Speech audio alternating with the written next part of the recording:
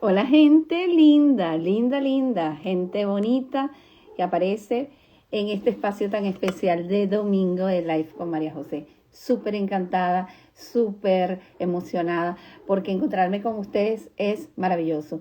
Saludos a España, a Portugal, a Colombia, a Argentina, Venezuela, Miami y todas aquellas personas que se conectan de diferentes lugares. Vamos a ver de dónde se están conectando. Hoy les presento un live muy especial. Quien está hablando es María José Suárez Nóbrega.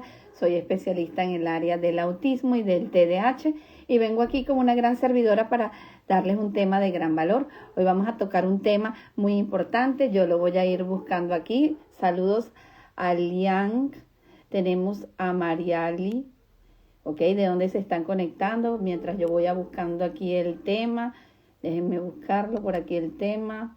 El tema del día de hoy es un tema muy interesante, muy importante y que debemos discutirlo, debemos potenciar este valor de tener a un especialista tan importante en materia del autismo. Ya se los voy a presentar cuál es el... Déjame buscarlo aquí.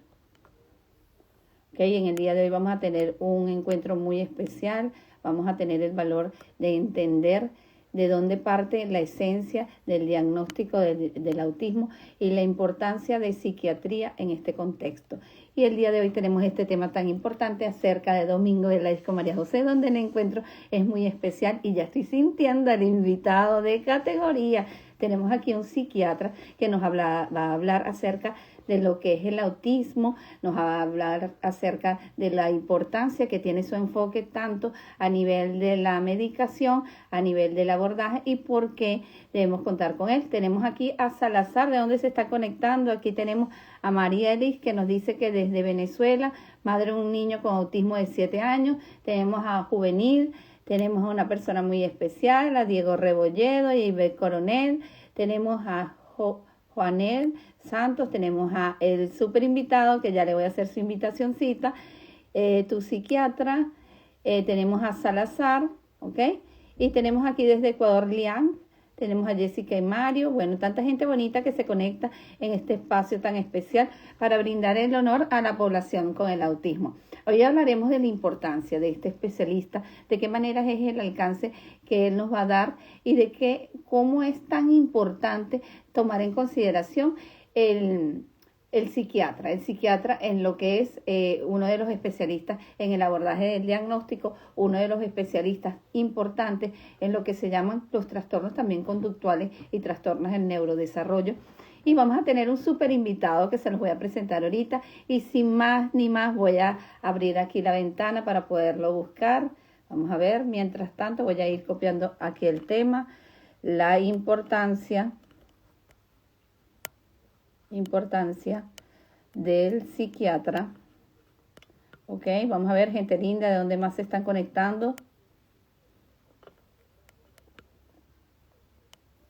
En el autismo, ok. Ok, la importancia del psiquiatra en el autismo. Vamos a terminar de copiar aquí el tema para que nos focalicemos. Ok, vamos a fijar aquí el comentario. Y sin más ni más, vamos a hacerle la invitacioncita aquí a tu psiquiatra, ¿ok? Tenemos a Salazar, que también se ha unido, Alejandra desde Madrid, saludo a tanta gente bonita que se conecta. Y aquí vamos a hacer de señores como todos los que se presentan, y un caballero en Domingo de Live con María José. Súper especial, vamos a tener el encuentro de saber cuáles son las herramientas, por qué necesitamos este especialista y de qué manera u otra es necesario tomar en consideración el enfoque de este señor. Tenemos aquí a febrero 2019, que se ha unido, saludos, tenemos a Montiel, tenemos a Psicoment, ok, voy a hacerle otra vez la invitacioncita a tu psiquiatra, ok, vamos a ver aquí. Mientras esperamos a él, vamos a ver cuántas personas se han conectado, de dónde se está conectando, Venezuela, Colombia. Tenemos, hola, ¿cómo estás, Eli? ¿Cómo te Hola, encuentras ¿cómo en el estás, día de María hoy? José? Saludos. Yo ¿Cómo te va?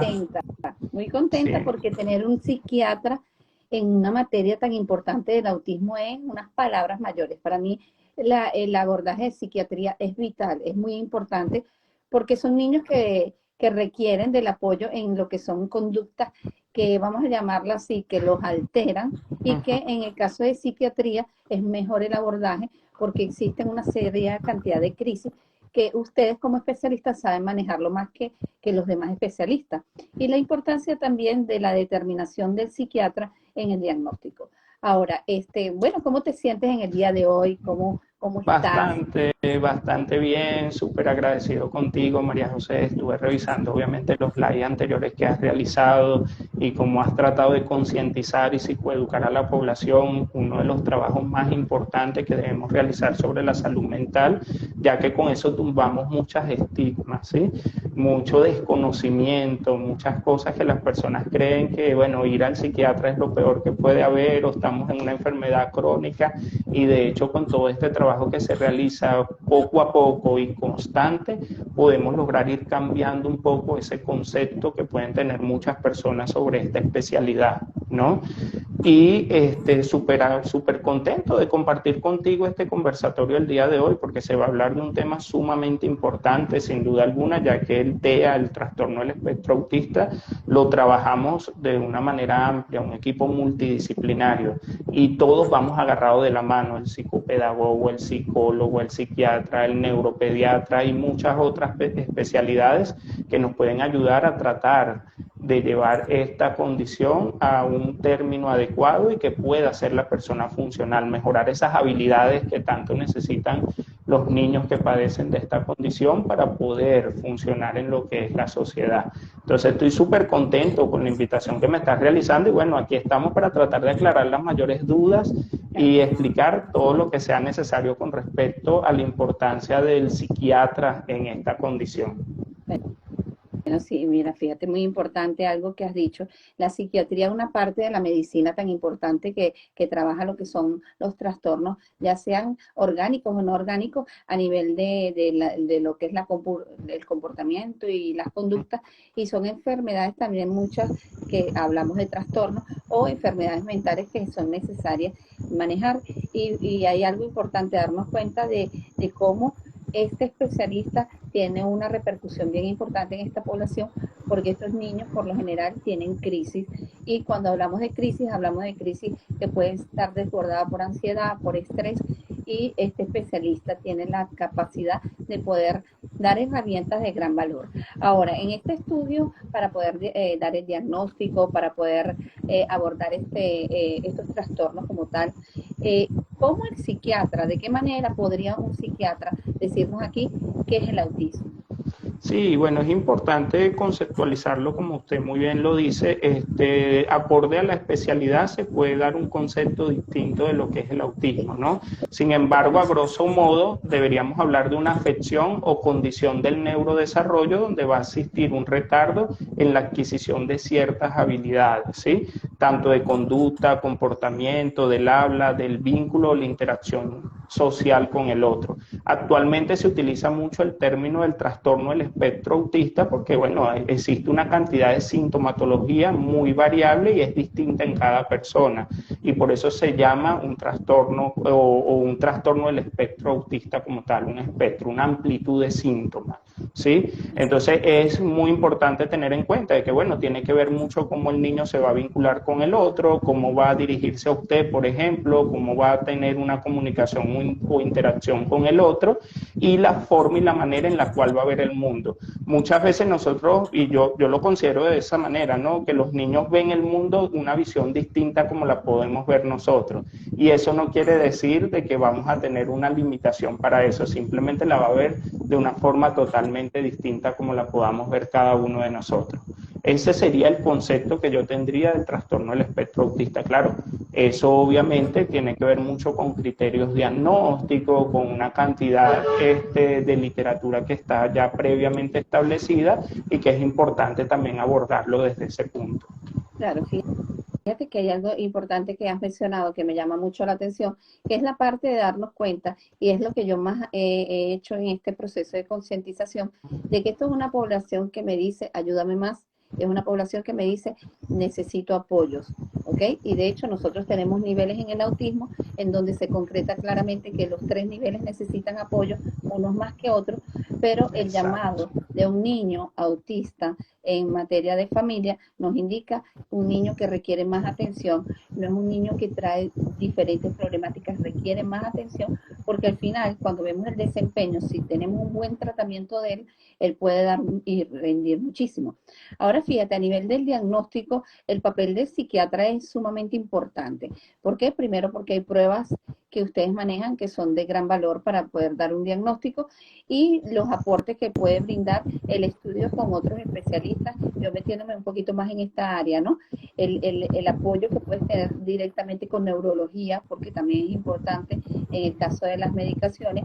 Ahora, ¿cuán determinante es el papel de tu figura en un diagnóstico del autismo?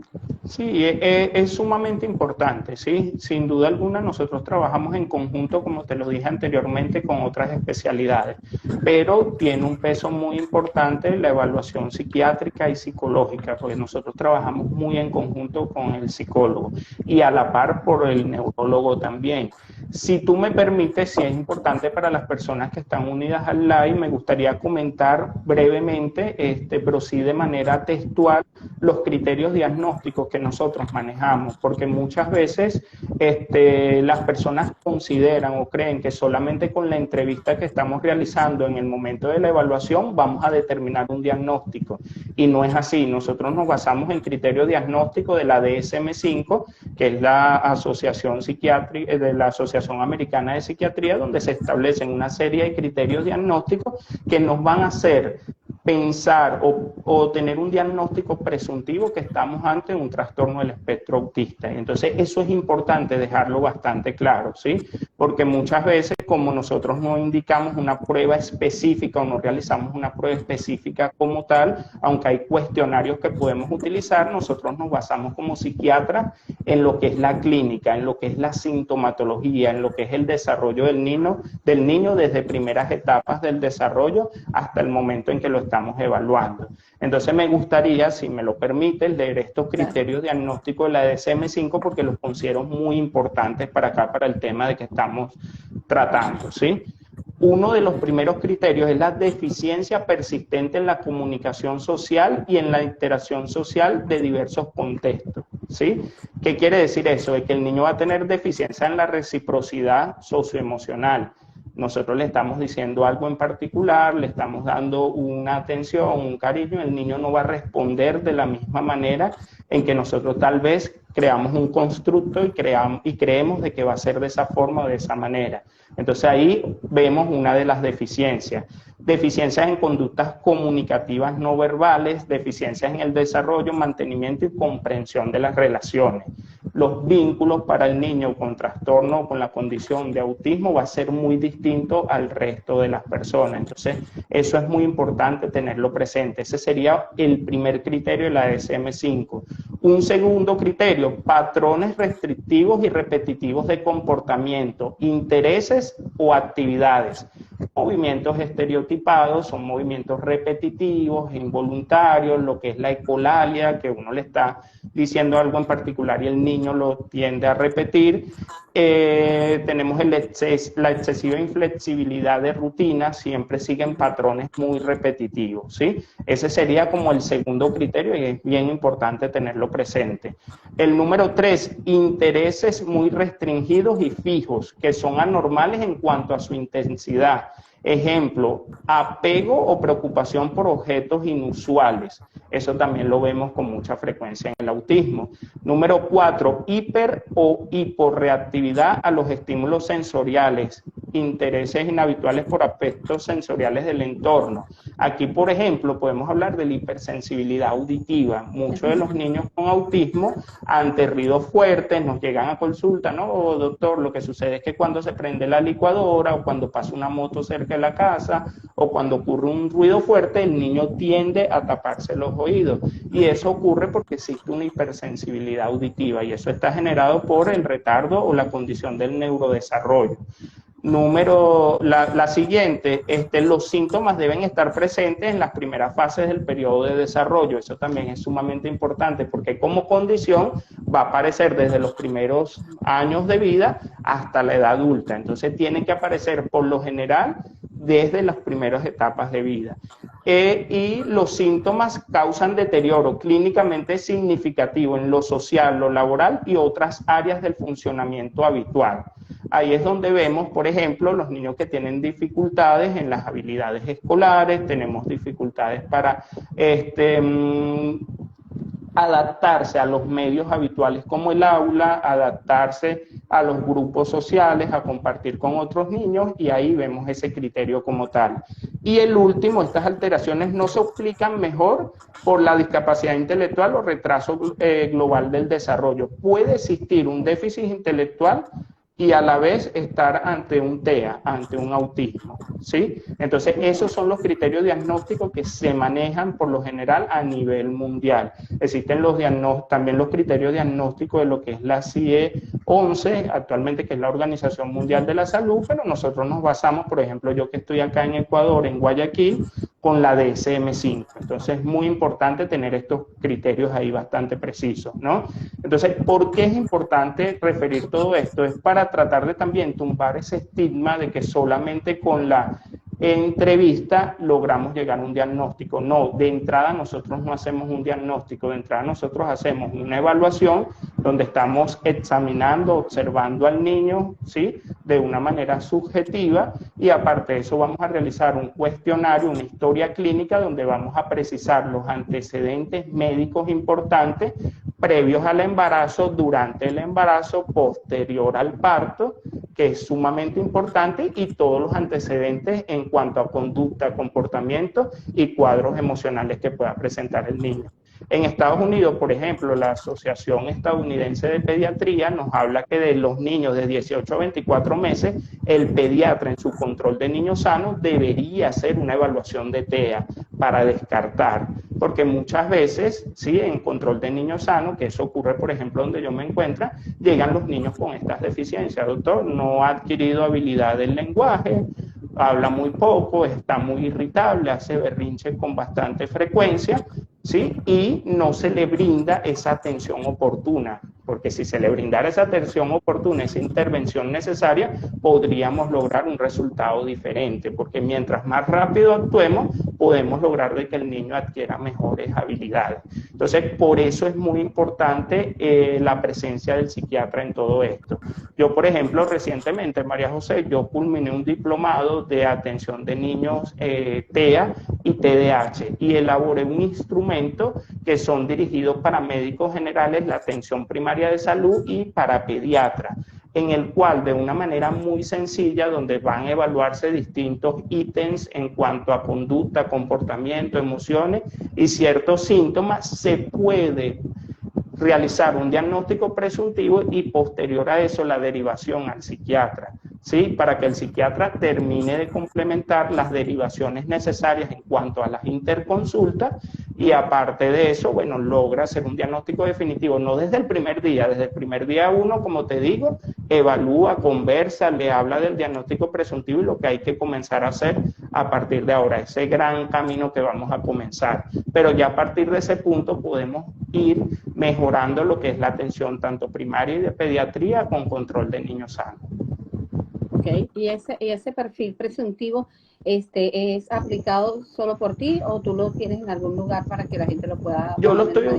Por ahora yo lo estoy utilizando en mi área de trabajo, y posteriormente vamos a tratar de difundirlo, ¿sí?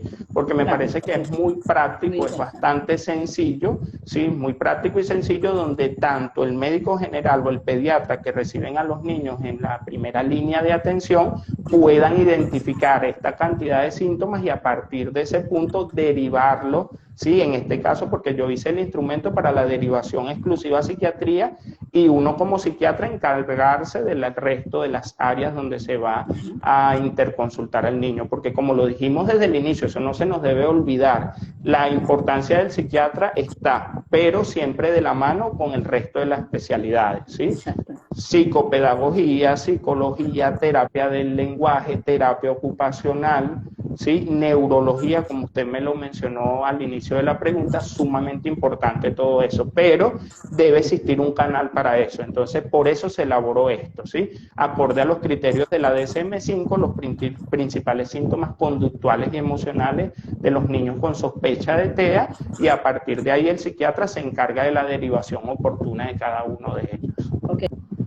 Fíjate que la importancia de algo que mencionaste, que es ya cayendo en otra materia, ya no hablando de la infancia, sino de los adultos que tienen la presunción de tener un autismo, porque por ejemplo a nivel de mi consulta pueden llegar adultos que tienen hijos con autismo, que llegan por primera vez y determinan que ellos mismos tienen el trastorno por la cantidad de conductas que van observando a sus hijos y se dan cuenta al final que sí hay. Y fíjate la importancia del aporte, porque muchísima población no está diagnosticada como tal en la adultez, porque no han tenido patrones, porque bueno, fue muy disperso, porque él era lento, porque él no miraba, porque no hablaba. Entonces, ¿qué ocurre? Hoy en día hay estas herramientas tan importantes que tenemos que tomar en consideración. Y uno de los ejes vitales, como bien lo manifestaba, es la interacción social. Y esta parte de ver la inflexibilidad que hay en el contexto a varias situaciones, no solamente del pensamiento, sino a nivel de la irritabilidad que puedo yo tener ante estímulos auditivos, táctiles, ¿ok? Que me pueden afectar. ¿De qué manera yo no puedo controlar este tipo de emociones? Aquí De tenemos hecho, al doctor. De hecho, es sumamente importante eso que tú acabas de decir, porque hay muchas personas que pueden padecer de la condición y siempre estuvo solapado los síntomas o simplemente fueron adquiriendo habilidades por el ritmo normal de la evolución. Voy adquiriendo habilidades, voy desenvolviéndome, pero siempre voy a tener ciertas limitaciones en cuanto a la interacción, en cuanto a otros tipos de comportamientos que pueda presentar la persona. Entonces, efectivamente, como últimamente hay tantas, pues, es más visible lo que es el TEA, se habla más sobre el TEA, hay más pruebas diagnósticas, es una cuestión de que cada vez está más en la palestra, las personas pueden identificar con más frecuencia este tipo de comportamientos. Y el factor genético, porque esto como condición es multifactorial, factor ambiental, el factor genético es fundamental y los antecedentes que pueda tener la persona. Entonces, por eso también los padres se dan cuenta de que algo también, alguna dificultad pueden presentar que simplemente no fue diagnosticada en otro momento porque tuvieron un funcionamiento, vamos a decir que acorde a lo adecuado. Entonces, por eso no se diagnosticó oportunamente. Claro. Ahora sí, aquí tenemos al doctor Leonardo Doc, que dice aquí, ¿cuál es el especialista que le corresponde el diagnóstico definitivo del autismo y cuál es el método más idóneo para realizarlo? Hablando de test recomendados.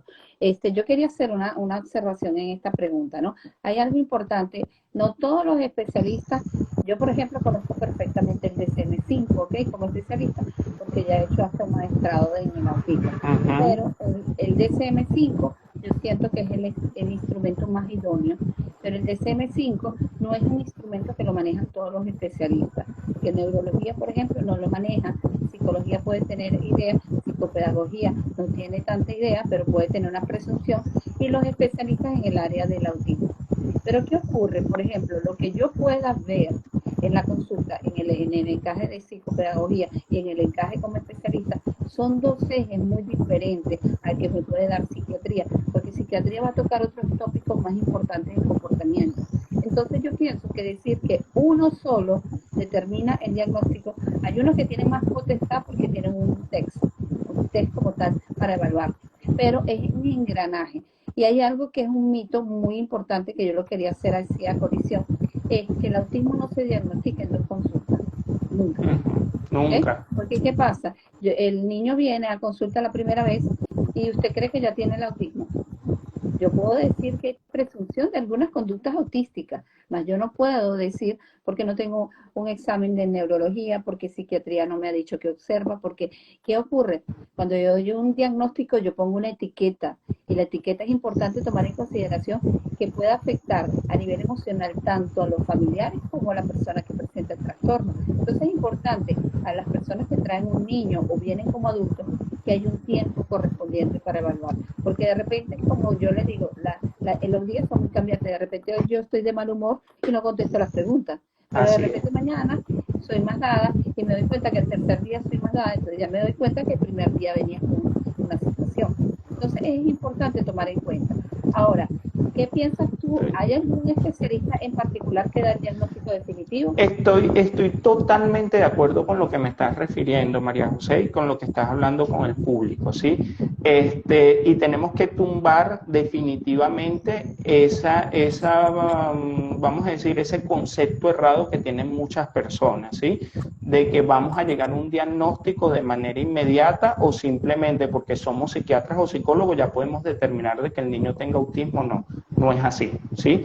¿Por qué? Porque esto es una evaluación que lleva su tiempo, por supuesto. Nosotros en una primera consulta, en una segunda consulta, podemos tener una sospecha de que efectivamente puede estar el niño presentando una condición de TEA, pero ahí es donde nosotros vamos a engranar lo que es el equipo multidisciplinario, porque, por ejemplo, hay afecciones neurológicas que tienen similitud en cuanto a la sintomatología TEA. Entonces puede haber una disfunción a nivel cerebral que puede estar generando un cuadro similar a TEA. Entonces, si no lo evalúa el neuropediatra y no descarta a través de los estudios complementarios, ya sea electroencefalograma, tomografía, resonancia, lo que él considere, o algún examen físico exhaustivo, neurológico, donde descarte de que no haya una condición, ¿sí?, neurológica que esté generando este tipo de síntomas, no podemos llegar a un diagnóstico tan de inmediato, ¿sí? Exacto. Si no tenemos, porque eso también pasa muchas veces, hay niños que tienen dificultades en cuanto al lenguaje, en cuanto a la adquisición del lenguaje,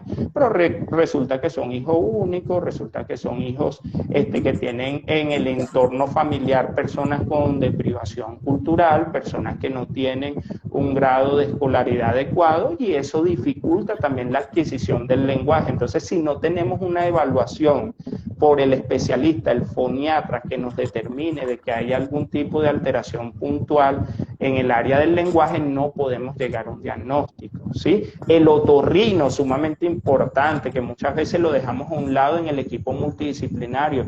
Hay en los niños con autismo esa hipersensibilidad auditiva muchas veces, pero hay algunos casos que son generados por hipoacusia severa, que se determina a través de una audiometría o se determina a través de una evaluación también por el otorrino.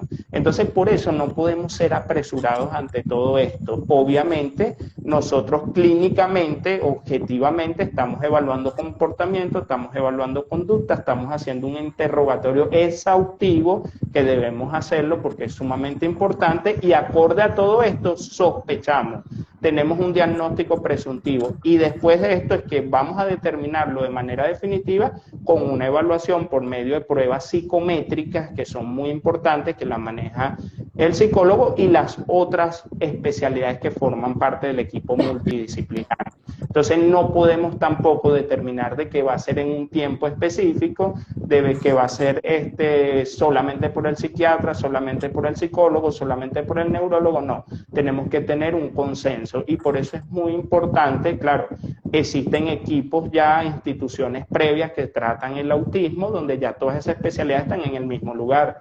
Pero hay otros casos como donde yo laboro, que por ejemplo yo estoy como psiquiatra, tenemos el pediatra, tenemos el otorrino y tenemos el especialista en lenguaje, pero nos faltan otro tipo de especialidades, y ahí es donde tenemos que tener ese especialista de confianza de nosotros que trabaje con el neurodesarrollo, que se enfoque en el tratamiento del autismo, en la detención del autismo, y pueda de alguna manera ayudarnos, porque eso tenemos que aceptarlo, tiene que haber una ayuda de todos para llegar a un diagnóstico definitivo. Así es que se debe hacer. Ok, bueno, aquí voy a seguir con unas preguntas, porque yo no te dije esto, pero esta gente bonita pregunta y pregunta cosas muy interesantes. Aquí dice María Liz, que nos certifica una de las cosas que hemos dicho. Creo que para la mejor forma de diagnosticar es a través del rastreo de las dinámicas diarias. Un test siempre dará un diagnóstico sesgado, subjetivo. Existen días en que ellos no están dispuestos a responder. Es mismo lo que habíamos hablado. Aquí nos dice Liang que por eso es que en consulta, cuando uno se tiene una sospecha, antes de tener un diagnóstico se debe aplicar este tipo de criterios o entrevistas en este caso. Aquí nos dice otra vez Mariali, Veo con mucha preocupación los mal diagnósticos y se deben profundizar. Fíjate que este detalle es tan importante, el que ya he dicho, que la presunción de la prisa de las personas que llegan al niño o el adulto que quiere saber el diagnóstico hace que caen en este proceso de no entender el proceso. El proceso son varias personas que conforman el engranaje de dar un diagnóstico, porque un mal diagnóstico es algo muy difícil y hay una cosa que también hay que tener en consideración. No solamente el autismo es el que tiene ciertas características. Hay otros síntomas, otros trastornos que tienen mucha similitud. Entonces, de repente yo pongo una etiqueta de que este es autismo y de repente estoy hablando de un síndrome de Tourette o estoy hablando de otro trastorno que es de importancia. Déjame leer las otras preguntas que están más adelante. Aquí dicen, que había más aquí adelante. Aquí dice Pabla Litt-Tuck, ¿puede un psicólogo descartar un TEA simplemente con un test de reconocer emociones en unas viñetas? No, no necesariamente. Yo tampoco pienso, yo pienso que no es totalmente, sino que debería haber una interconexión, porque eso no determina totalmente el diagnóstico. No sé cómo lo ves tú.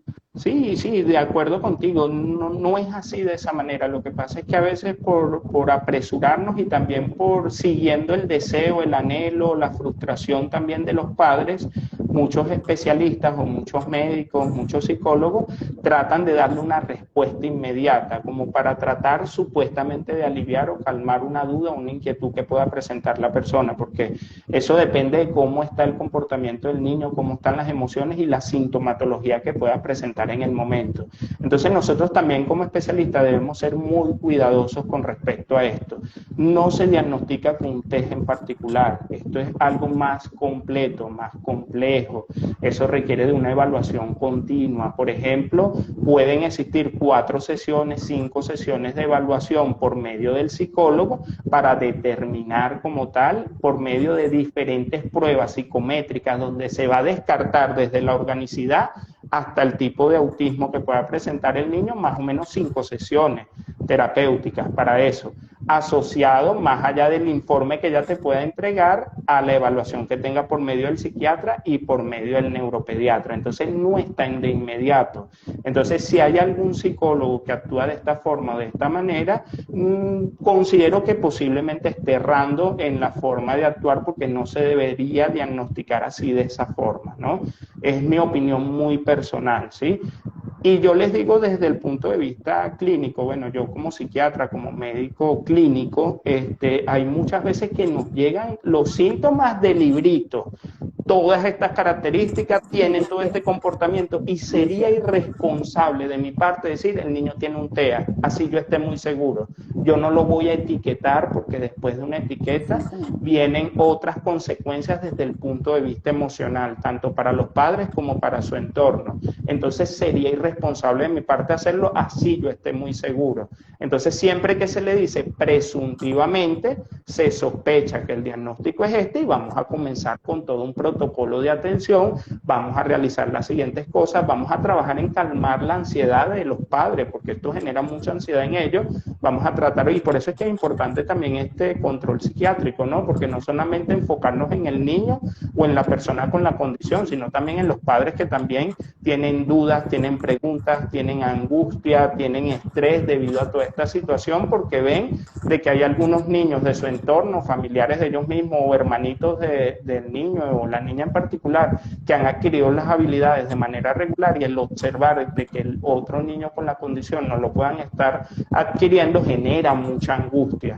Entonces no podemos alimentar esa angustia, sino más bien tenemos que ser muy asertivos, muy claros y tratar de brindarle la mejor atención de contención que ayude a minimizar la angustia que pueda presentar. Y así nosotros estemos muy claros con los síntomas que presenta el niño, no podemos diagnosticar en una primera o segunda consulta o con un test X, porque así como dijo hace poco uno de las personas que están en el live, no se diagnostica de esa manera. No solamente con observarlo vamos a decir que tiene tal cosa, no. O con hacer una simple prueba vamos a decir que presenta tal cosa, no. Porque de hecho hay psicólogos que se tienen que certificar con pruebas muy específicas, ¿sí? Para determinar de que el niño tiene una alta, porque se habla así, alta probabilidad de TEA, ¿sí? No es que es tal cosa.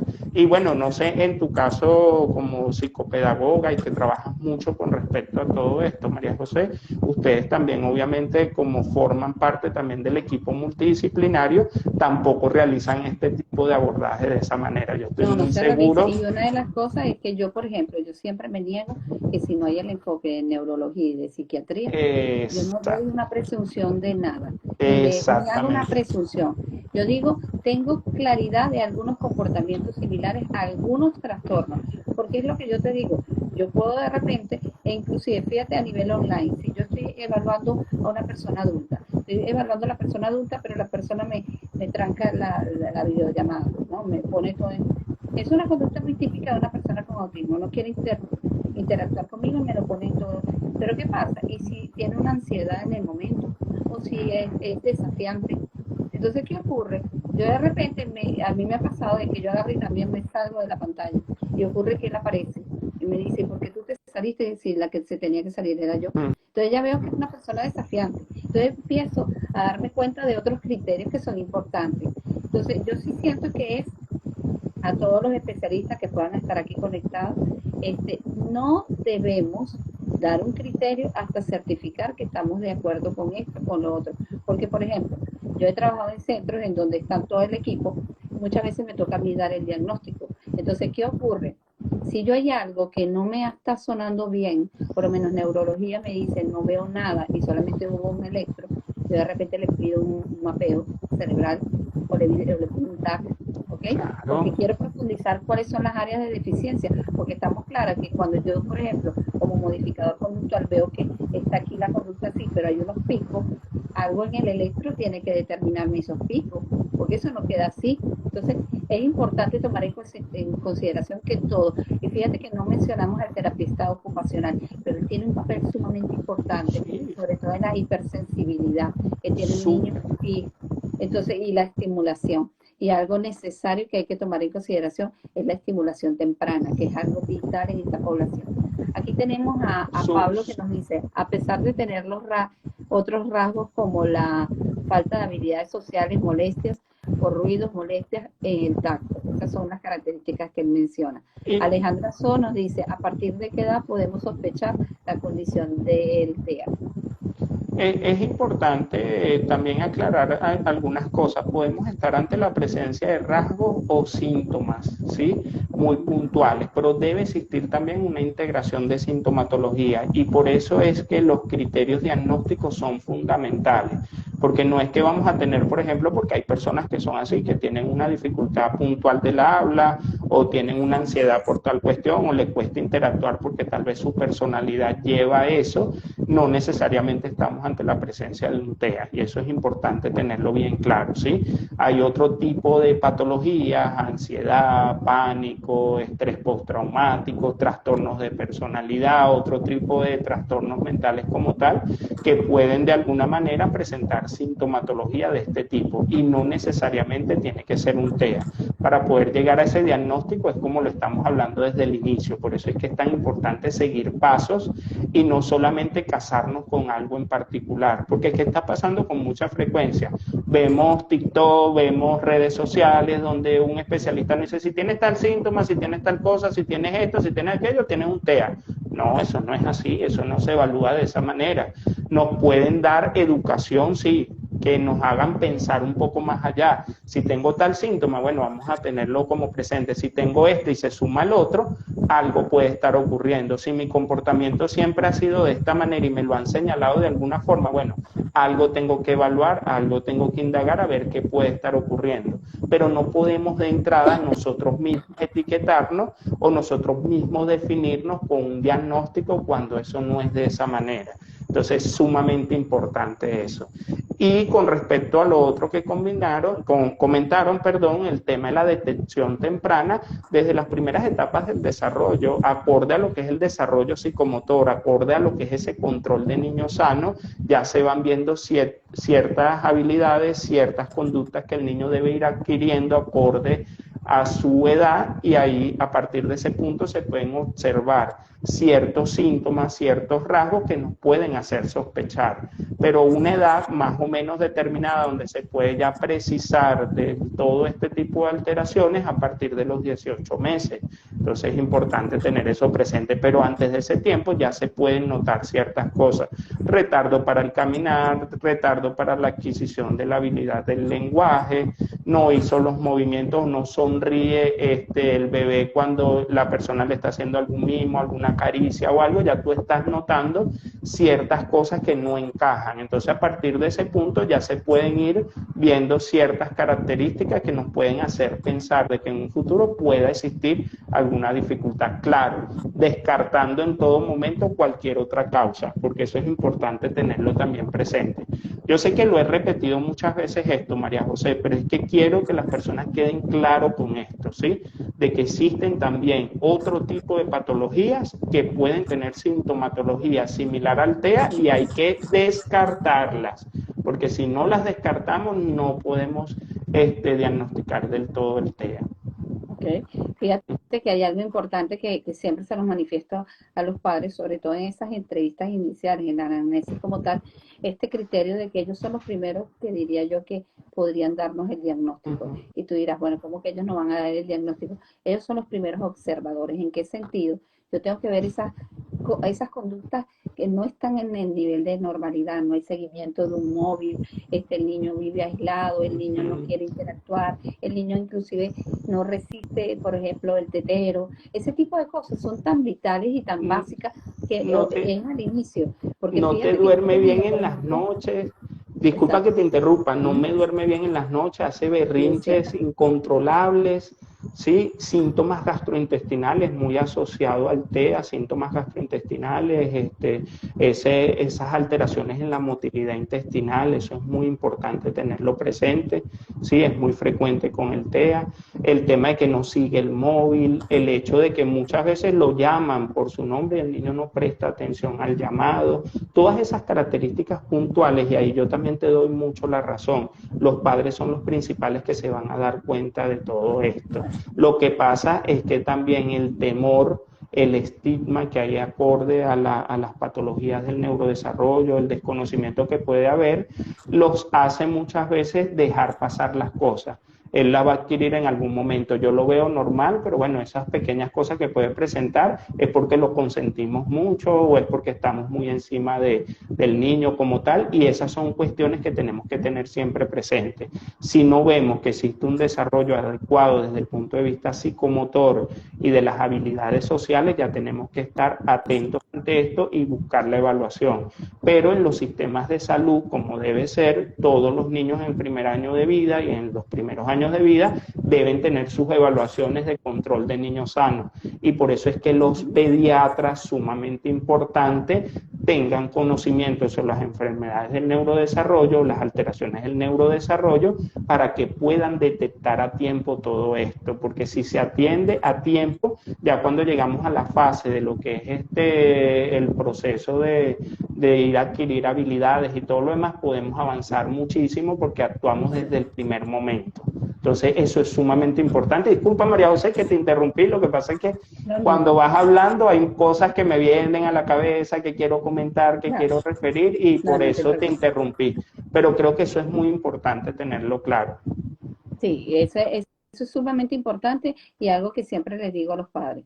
Ustedes tienen que ser la carta abierta de darnos toda la información más exhaustiva de todo lo que pasa, porque la estimulación temprana es algo muy importante que debe recibir este niño, porque podemos nosotros avanzar en el criterio de la adquisición de conducta.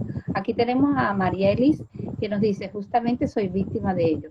La psicóloga que evaluó a mi hijo es de renombre y mi hijo no conectó con ella ni con su entorno. Esto dio un diagnóstico de autismo moderado, ¿ok? Déjame ver, aquí dice, mi hijo se relaciona, habla y juega y entiende su entorno. Entonces, fíjense, Eso también hay un detalle que hay que evaluar con mucha presunción, es que el hecho de que él hable y se interrelaciona no quiere decir que no pueda tener autismo, ¿ok? Porque ¿qué ocurre?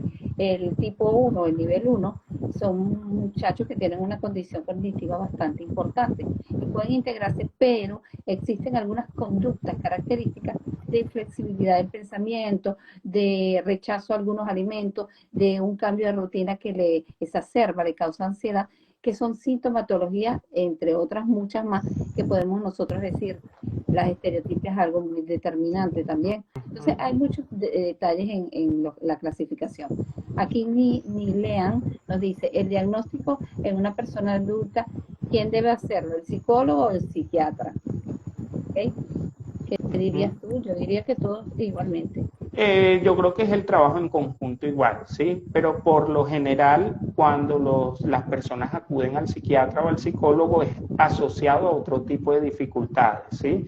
Por ejemplo, tengo ansiedad social, tengo dificultades para relacionarme con el otro, no estoy durmiendo bien, y cuando se realiza esa entrevista exhaustiva que es tan importante, que es tan necesaria, es donde se determinan de que existen rasgos de TEA o posiblemente un diagnóstico de TEA. Eso también ocurre con mucha frecuencia. Yo, por ejemplo, en mi área he atendido adultos que van por cuadros de depresión, cuadros de dificultad para vincularse con el otro y quieren empezar un proceso psicoterapéutico. Y resulta que cuando hacemos esta entrevista exhaustiva, esta entrevista necesaria, fundamental, y que es importante que todos ustedes sepan que es el principal medio diagnóstico del psiquiatra, la entrevista, ¿sí? La comunicación. Por eso es que es tan importante que la persona que acuda al psiquiatra o al psicólogo se sienta bien y establezca un buen encuadre terapéutico con esa persona, porque si no, no va a funcionar el proceso que se va a iniciar. Entonces, personas nos llegan con sintomatología diversa y resulta que cuando hacemos una evaluación completa, donde estructuramos un poco sus antecedentes, su historia de la infancia, su dinámica familiar, sus habilidades sociales, resulta que nos encontramos con un TEA o nos encontramos con un TDAH también o con cualquier otra alteración del neurodesarrollo. Entonces, por lo general, se debe realizar también de manera conjunta. ¿Yo qué hago en estos casos, María José?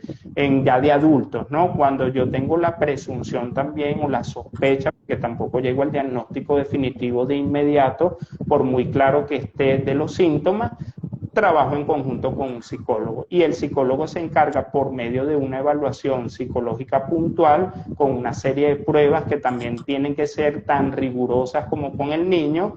Durante varias sesiones se determina también por medio de esas pruebas psicométricas esa alteración que pueda, bueno, psicométricas y proyectivas también, esa alteración puntual, y podríamos llegar a un diagnóstico en conjunto.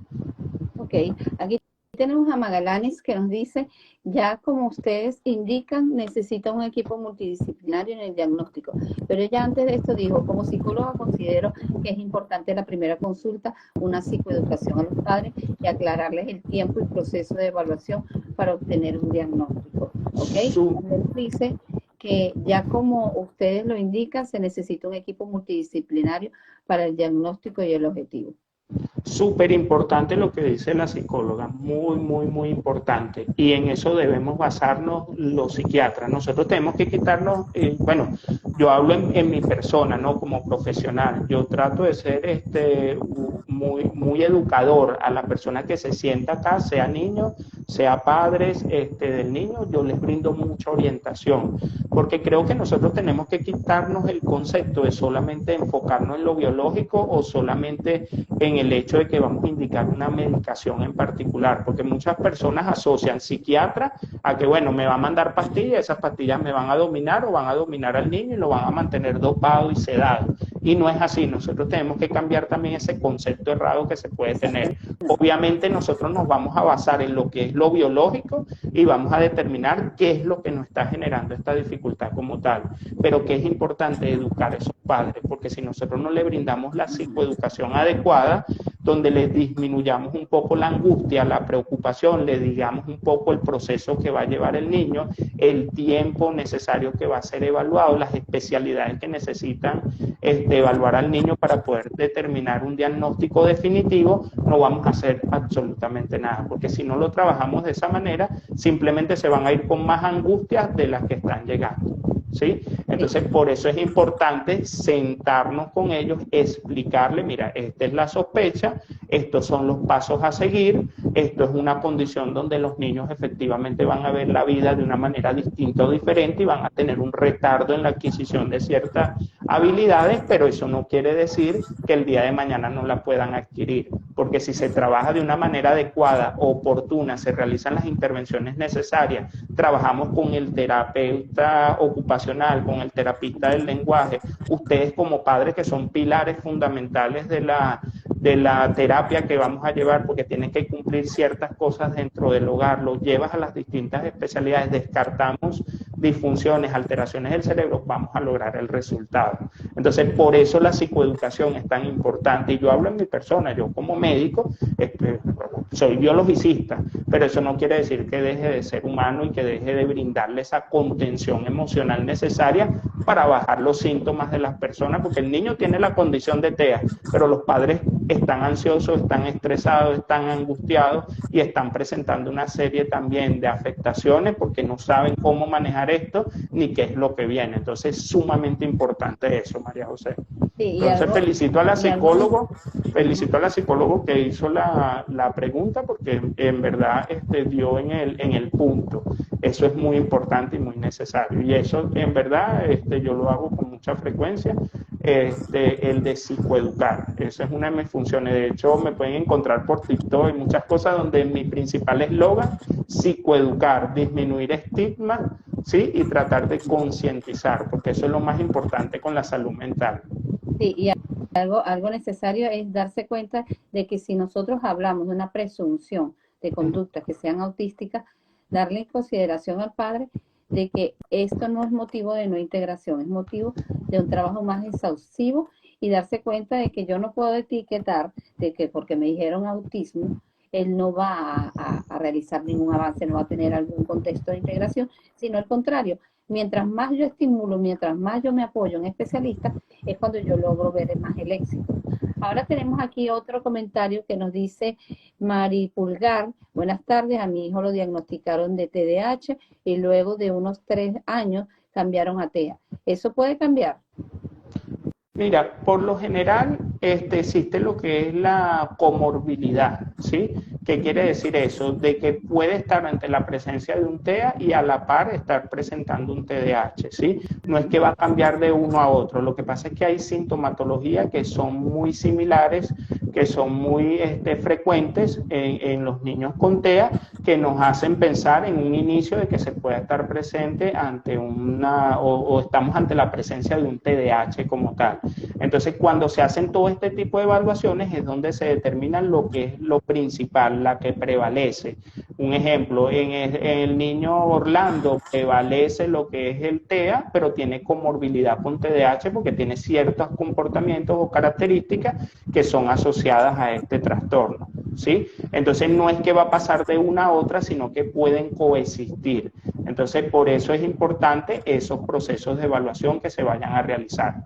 Y no solamente con el TDAH, también pueden haber niños que tienen déficits intelectuales y por eso es que la evaluación de la prueba de inteligencia o las pruebas de inteligencia como tal son fundamentales, porque si tenemos una alteración o un déficit intelectual como tal, no quiere decir de que no vaya a presentar un TEA. Puede tener un TEA, ¿sí? Y asociarse también a un déficit intelectual o asociarse a un trastorno oposicionista desafiante o a otro tipo de dificultades, porque puede existir ambos, ¿sí? Y eso es importante tenerlo presente, pero que pase de uno a otro, no, eso no es así. Sí, fíjate que eso es lo que llamamos el autismo combinado, la comorbilidad, en donde se destaca como que los dos aspectos son importantes, tanto el TDAH, el autismo, por llamarlo así, que hubiese esa combinación, y ver de qué manera repercute uno más en el comportamiento y cuál es el que debemos nosotros apoyarnos más. Porque, por ejemplo, si hablamos de que las conductas prevalecen más en la parte del autismo, nosotros tenemos que trabajar en base a eso. No quiere decir que el TDAH no sea importante, sino que lo que él demanda más es el autismo. Aquí tenemos una orientación que dice de María Lee, Dice, mi hijo actualmente no quiere hacer las actividades en el colegio. Dice que es muy aburrido. Yo en la casa le doy la vuelta y si hace las actividades. ¿Cómo puedo modificar, perdón, su conducta en el aula?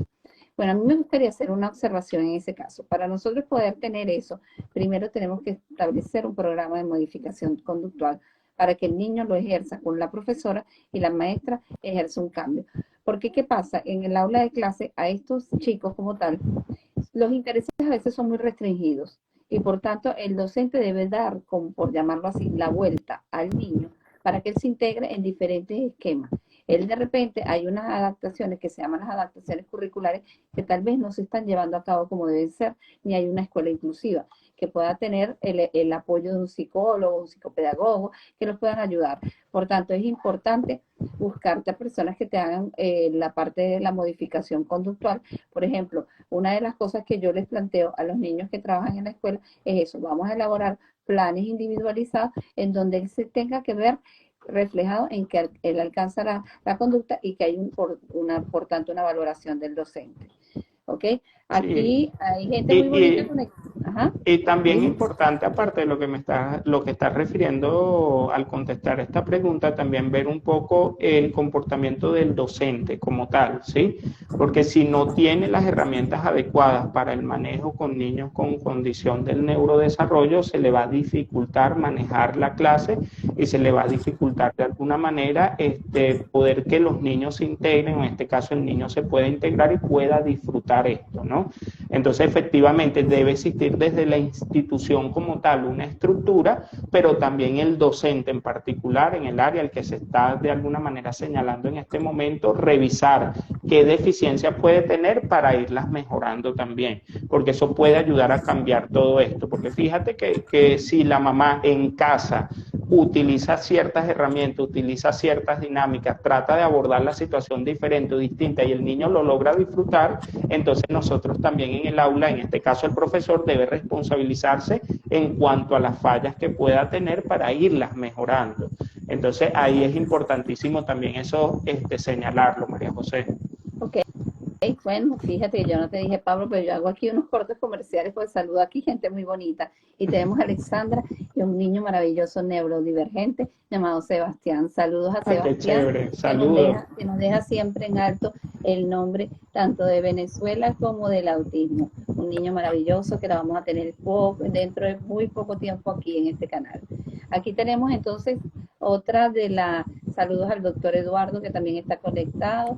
Por aquí había una pregunta de Pablo Ori, que dice, el psiquiatra privado le diagnostica el TEA leve y le trata con Abilify y Estratera. Abilify y Estratera. El psicólogo descarta por las viñetas, es superdotado y TDAH.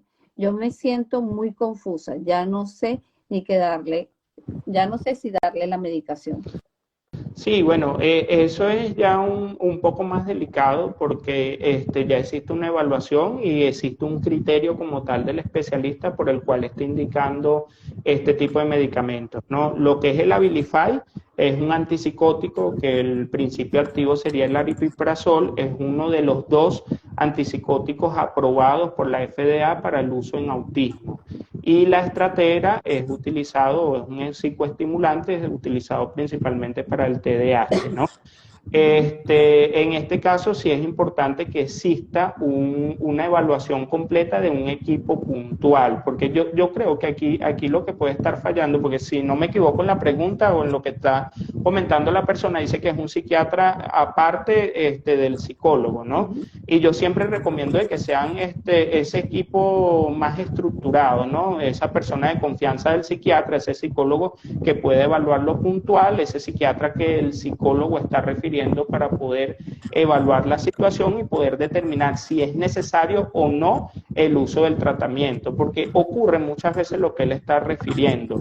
Confusión, desconocimiento, no le explican o no lo educan como debe ser y al final ¿qué puede llegar a llevar a esto? A simplemente abandonar el tratamiento cuando puede ser necesario en algún momento, ¿sí? O llevar las cosas por su cuenta, y eso no está bien. Entonces yo lo que recomiendo en este caso, María José, es que tratemos de ir a un lugar específico donde se puede evaluar en el mismo centro con el mismo equipo, para que no ocurran estas diferencias, porque también debe existir la comunicación entre el psiquiatra y el psicólogo, donde yo le diga al psicólogo, mira, yo quiero que me evalúes estas cosas porque yo creo esto, esto y aquello, o con el neuropediatra, porque mira, a mí me parece que puede haber una alteración neurológica y vamos a tratar de hacerle los estudios complementarios necesarios para descartarlo, o con el psicólogo, bueno, vamos a hacer tales pruebas que me recomiendas tú, debe existir ese tipo de comunicación para que no existan este tipo de dificultades. Yo creo que sería mejor hacerlo de esa manera.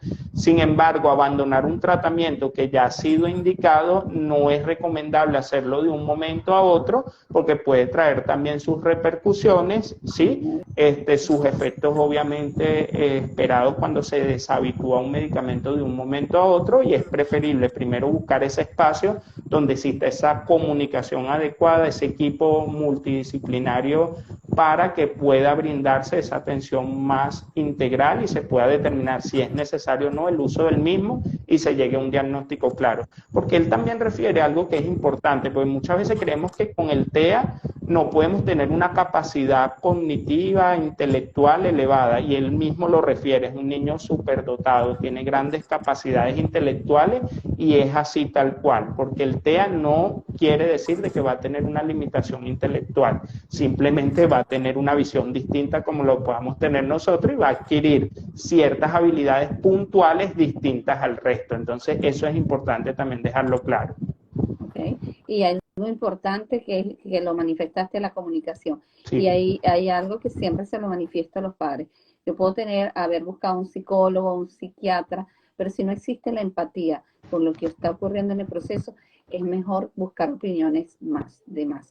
¿Por qué? Porque es necesario, y algo importante, tiene que haber siempre comunicación entre los especialistas, porque hay un factor sumamente delicado que hablamos de medicación, y la medicación puede traer unos cambios neurológicos importantes, en donde nosotros, sin darnos cuenta, al quitar una medicación, podemos traer como consecuencia una crisis.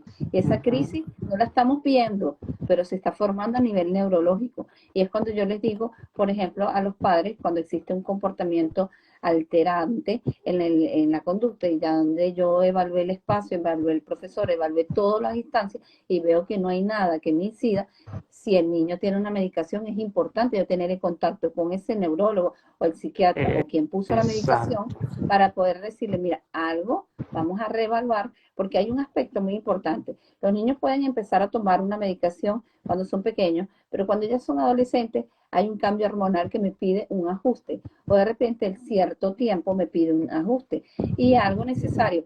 Yo he tenido casos en donde utilizan hasta 3 miligramos de estratera y llega el niño a realizar otras actividades deportivas y lo integran en otras actividades, que llegan a tomar solamente una pastilla como tal. Entonces, tenemos que estar claros de algo. Tiene que haber sintonía con todos. Tiene que haber sintonía en que yo, en este momento, hubo una crisis y yo, María José, vi al niño y manifesté al padre, mira, yo siento que al darle la medicación, él se pone más alterado.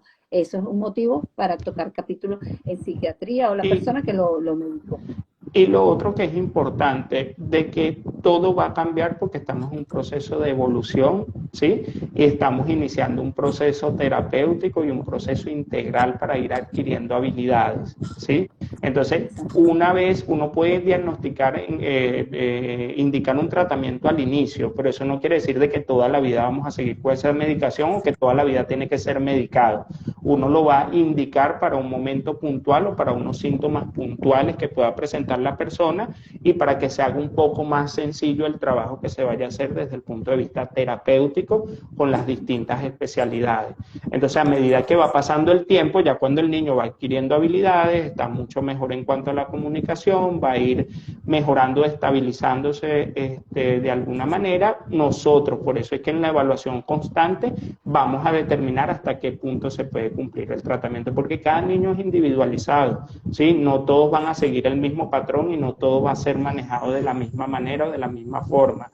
Entonces, ese control periódico, ese control necesario, donde vamos viendo todos esos avances que va teniendo el niño es lo que nos va a determinar hasta cuándo podemos utilizar una medicación, si es necesario ajustarla, si es necesario cambiarla, los procesos normales del desarrollo, como tú misma lo estás diciendo, María José, la adolescencia, los cambios que se van a presentar desde el punto de vista hormonal, las otras cosas que van a empezar a realizar los niños, habilidades de deportes, otro tipo de cosas que sean de interés para él, puede ayudar a minimizar síntomas, y al minimizar esos síntomas no es tan necesaria la medicación, porque la medicación se va a utilizar en momentos muy precisos y determinados y acorde a esa evaluación exhaustiva que va a hacer el psiquiatra, en lo que a mí me corresponde.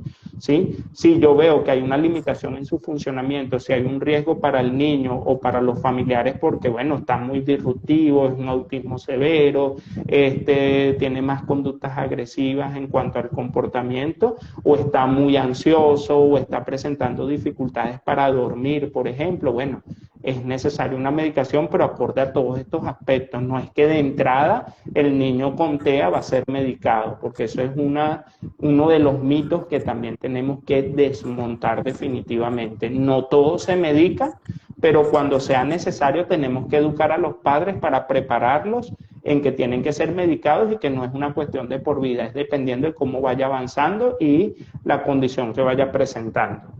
Sí, y algo necesario es darnos cuenta de que para eso nosotros tenemos unos especialistas en donde tenemos que tocar la puerta constantemente y tiene que haber un rapport directo. Porque ¿qué ocurre? Si yo no estoy de acuerdo con la medicación, no me siento confortable con lo que está pasando, yo no debo retirar la medicación abruptamente, sino que debo tener esta conversación, este rapport, porque ¿qué ocurre? De repente yo en el área de psicopedagogía trabajo con él y estoy viendo que tiene una semana sumamente alterado, sumamente disruptivo. Entonces, ¿qué ocurre? Ya eso para mí es una presunción de yo llamar a capítulo a esos padres y decirles, ¿hay algún cambio en la casa? ¿Algo pasa? Entonces vamos a hablar con la medicación. Porque yo siempre he dicho una cosa, cambio conductual en el autismo hay dos aspectos, evalúa su ambiente o evalúa la medicación en el caso que exista, porque son determinantes. Aquí tenemos al señor Moisés Espinosa que nos dice, buenas tardes, soy Moisés, agradezco que estén compartiendo sus experiencias con nosotros. Aquí hay muchísimas más preguntas.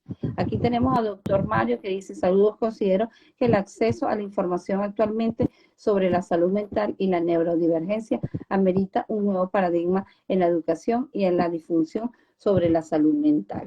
¿Ok? Aquí tenemos otro comentario del doctor que dice, debido a ser un estigma del pasado, haber una sola información sobre el tema y que debe haber una correcta información sobre esto. Tenemos a Jazz12 que nos dice, buenas tardes, estaré atenta con un live de TDAH en adolescentes, manejo herramientas para ayudarlos. ¿Ok? Aquí tenemos a Mani. ¿Ok? Déjame ver si hay alguna otra pregunta. Entonces, fíjate la importancia que tiene este abordaje de darnos cuenta de que el psiquiatra es sumamente vital. ¿Y es sumamente vital en qué sentido? Hay muchas cosas en el ambiente que pueden determinar cambios conductuales, que pueden ocasionar conflictos internos en la persona con autismo, las cuales tenemos que descartarlo muchas veces con este especialista. ¿Ok? Nos dice Marisol que le encanta el tema. Déjame seguir viendo si aquí hay otra personita que haya hecho alguna pregunta. Ok, aquí tenemos a Miret Graterol que dice, mi hija fue diagnosticada de TDAH y inatento y ella tiene 8 años y el psicólogo dice a su edad mental es de 5 años y toma estratera. Soy de Venezuela, Falcón. ¿Ok? Ahí está asociado mucho posiblemente a un déficit intelectual, ¿sí? A un déficit en el desarrollo, porque si él está evaluando la edad cronológica, que son 8 años, y la edad mental 5, posiblemente esté ante la presencia de algún tipo de déficit intelectual como tal. Entonces hay que ver qué mecanismo utilizó el psicólogo, qué herramientas, qué pruebas realizó en ese momento para poder determinarlo, pero sí es importante que esta mamá, cuando lleve a su nena con lo que es el psicólogo, psicólogo hacerle las preguntas respectivas y tratar de que le pueda brindar la mejor orientación con respecto al caso, ¿sí? Porque son, como hablamos, coexistencia. Puede existir el TDAH asociado a otro tipo de comorbilidades, a otro tipo de enfermedades, y tienen que manejarse por separado, porque, por ejemplo, el déficit intelectual va a requerir mucho psicopedagogía, va a requerir posiblemente para que adquiera mejor habilidades en cuanto al lenguaje, la lectoescritura, todas estas herramientas necesarias para que pueda mejorar estos aspectos, pero también el control psicológico y psiquiátrico para trabajar el tema de la atención, ¿sí? El tema de la distracción, el tema de la hiperactividad. Entonces son cuestiones que tienen que manejarse así de esa forma, pero sí es importante, mire, y se lo digo a todos los padres que están conectados en el live, no tengan temor de preguntar. Si ustedes están acudiendo a un especialista, si ustedes están acudiendo a recibir un diagnóstico, a que evalúen a sus niños, lo más importante es las preguntas que ustedes realicen. Y nosotros, como especialistas del área, tenemos que estar prestos a poder darle o brindarle la información necesaria sobre el tema. Y en verdad se los digo, el que no lo haga, no tienen un buen rapport en ese espacio y no tienen nada que buscar en ese espacio. Porque si ustedes están acudiendo a nosotros, es para que nosotros diagnostiquemos, establecemos un protocolo de tratamiento, pero también que lo eduquemos ustedes, porque no hacemos nada con que tómate la estratera o tómate la Abilify o tómate tal cosa y ni siquiera te estoy explicando para qué lo estoy haciendo. Eso no está bien. Y nosotros tenemos que cambiar de raíz ese manejo inadecuado, ¿sí? Como especialista ante este tipo de situaciones, sean alteraciones del neurodesarrollo, sean dificultades o déficits cognitivos, trastornos de conducta, personalidad, enfermedades mentales, cualquier tipo de patología, siempre tenemos que educar a la persona para que sepa el por qué es necesario un tratamiento, el por qué es necesario acudir a otras especialidades y el por qué es necesario una terapia y qué es lo que viene después de todo esto. Entonces eso es sumamente importante, María José, y creo que era necesario dejarlo claro, ¿no? Okay. Y lo digo por experiencia propia, porque llegan pacientes, llegan personas con esas mismas dudas, ¿sí? Con esas mismas cuestiones. Fui para tal especialista y no me explicaron, solamente me mandaron este medicamento y duermo tantas horas, he perdido de alguna forma el hacer ciertas actividades porque me siento somnolienta durante el día, que me recomiendan, no hablaron conmigo, por solamente me vieron, anotaron en una cuestión y me mandaron el medicamento. Eso no está bien. Y por eso es que tenemos que cambiar de raíz toda esa manera o esa forma de actuar. Ok, quería preguntarles allí si me están escuchando, lo están escuchando a Eric. Sería importante que nos avisaran. Fíjate que hay algo que me llama muchísimo la atención, que lo has hablado, la parte del miedo a preguntar más allá de lo que yo siento en cuanto al psiquiatra, no con el psiquiatra específicamente, sino que, por ejemplo, el niño viene con una crisis de ansiedad y yo de repente determino una medicación, ¿verdad? Entonces, ¿qué ocurre? El niño de repente tiene unos cambios de conducta importantes y de repente, bueno, no sé, le da sueño, de repente pierde el apetito, de repente pierde peso. ¿Y qué ocurre? Si esos factores son importantes, claro, yo pienso que el psiquiatra, igualmente como el psicólogo, cuando haga sus orientaciones en cuanto a sus técnicas, cada quien da una orientación, pero no es viable manejarnos en que quedarnos callados y no hablar. Porque ¿qué ocurre? Yo de repente puedo agarrar y te digo a ti, Eric, bueno, tú le estás dando la estratera y yo siento que a mi hijo le pasa esto y esto y esto. Pero ¿qué pasa si yo le doy la estratera y al mismo tiempo le doy un boom de gluten? Entonces de repente no me está haciendo muy asertivo. Entonces darnos cuenta también lo que es el nutricionista también juega un papel muy importante en esta parte del tratamiento. ¿Te quería decir algo? Sí, y es sumamente importante por eso la comunicación entre los especialistas, porque lo que tú estás observando en tu terapia no va a ser igual a lo que yo voy a observar en la mía o en la evaluación que yo estoy haciendo. Entonces yo lo puedo ver muy tranquilo y pensar de que, bueno, el medicamento es una maravilla, está cumpliendo esa función y todo lo demás, pero puede estar en otro espacio disruptivo y haciendo todo lo distinto y todo lo diferente. Entonces, si existe esa comunicación tan necesaria, podemos determinar todo esto, ¿no?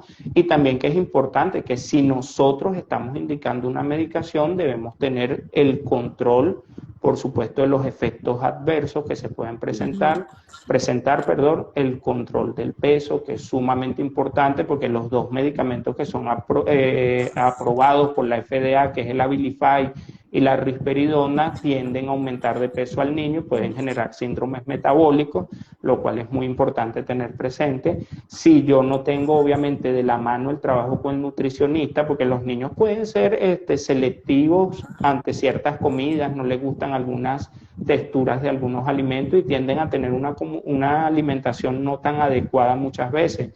Entonces ahí es donde juega ese papel importante el nutricionista también. Entonces por eso es que aparte de ser una causa multifactorial lo del TEA, el abordaje debe ser también multidisciplinario, ¿sí? Entre todas estas especialidades, porque son los que nos van a determinar el mejor camino a seguir. Entonces sí, es muy importante todo esto que tú estás refiriendo.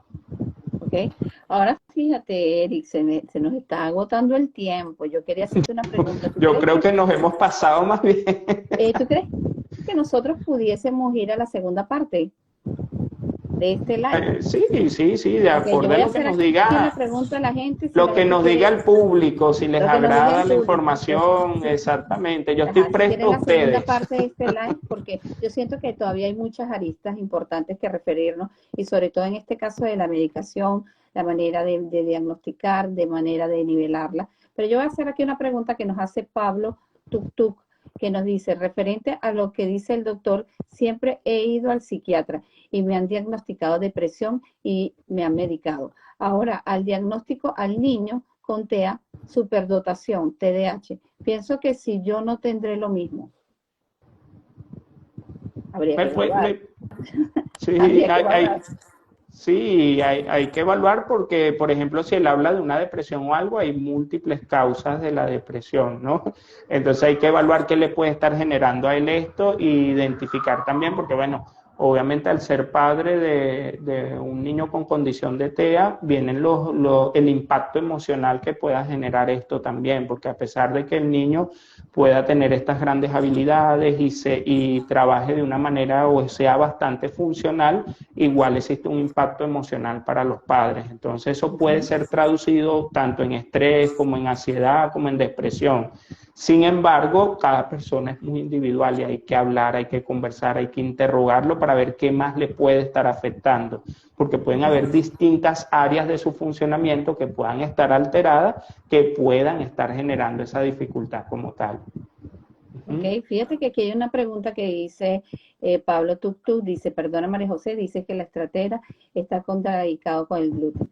Fíjense qué ocurre con el gluten.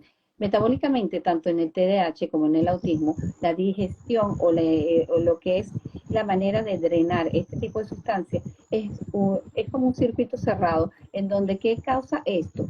Causa una irritabilidad, causa niveles de ansiedad, causa niveles de autoagresión en el caso que estos niños tiendan a morderse.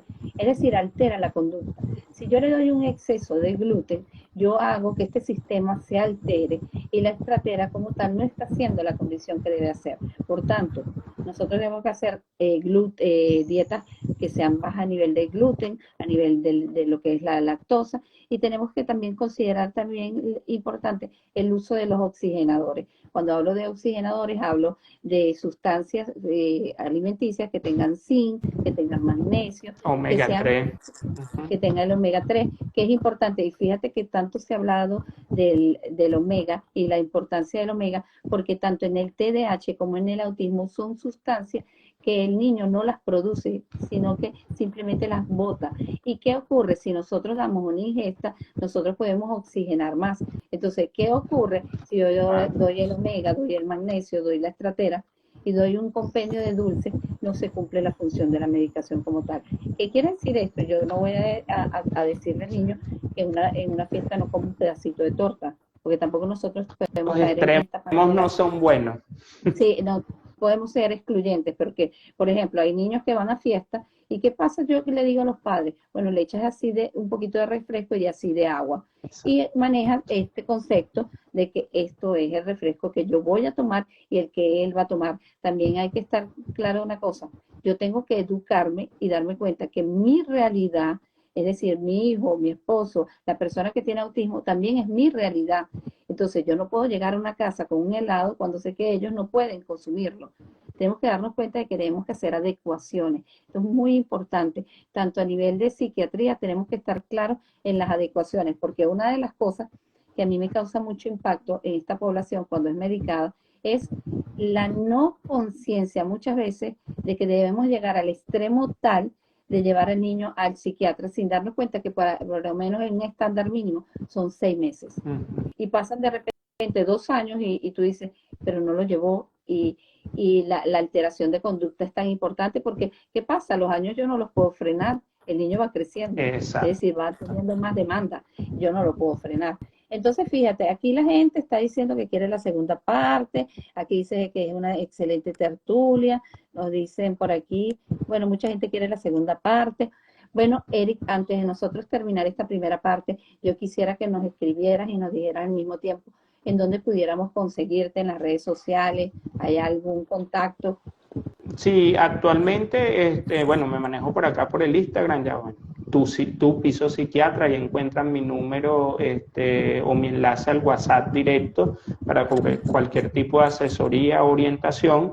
El enfoque principal de mi cuenta, tanto en TikTok, que es @tu psiquiatra en línea, y tu piso psiquiatra por Instagram y por Facebook, es psicoeducativo, ¿sí? Okay. Yo trabajo actualmente en Guayaquil, hago consultas vía online y presencial también acá en Ecuador, pero cualquier duda, cualquier pregunta, cualquier orientación por estos canales le podemos contestar, ¿sí? No solamente sobre el TEA y el TDAH, sino con toda la patología psiquiátrica. Entonces, por ahí nos podemos encontrar. Y bueno, estamos a la orden para Ok. cualquier cosita. Uh-huh. Bueno, mientras yo termino de cerrar, tú podrías escribir allí el Claro. contacto para que la gente la tenga. Bueno, fíjense, hoy tuvimos un encuentro muy especial y muy importante acerca de la importancia del psiquiatra en la parte del tratamiento del autismo. Es importante tomar en consideración que todos los especialistas son necesarios, pero el enfoque de psiquiatría es vital. Vital, ¿por qué? Porque hay conductas en donde a veces estos niños pueden caer en crisis o de repente a nivel neurológico no puedan o no sepan cómo desenvolverse adecuadamente. Por tanto, ir al psiquiatra es un beneficio para un niño con autismo porque nos va a dar las herramientas de saber cómo compensar estas conductas que debemos manejar en extinción y que debemos regular. Por tanto, aquí tú tienes a tu psiquiatra en línea y en presencial, en donde le puedes hacer la infinidad de preguntas. Bueno, yo muy contenta, de verdad, para mí es un honor total haberte tenido aquí, Eric. Muchísimas gracias a toda esta gente tan bonita que se conectó y con tantas preguntas interesantes. Y bueno, nos vamos a la segunda parte. Yo les estaré informando cuándo lo vamos a hacer el evento. Gracias, súper Y agradecido con tu invitación, María José, en verdad que fue bastante dinámico todo. Fíjate cómo fue surgiendo todas estas preguntas, el público bastante atento y muy interactuando muchísimo, una dinámica que me agradó bastante, y lo más importante es que llegó el mensaje, ¿sí? Y por eso es que se pide la segunda parte, porque obviamente llega el mensaje y hay tanto de qué hablar, hay tantas cosas que podemos seguir manifestando y expresando a través de este medio que puede ayudar muchísimo a poder manejar mejor la condición TEA, ¿sí?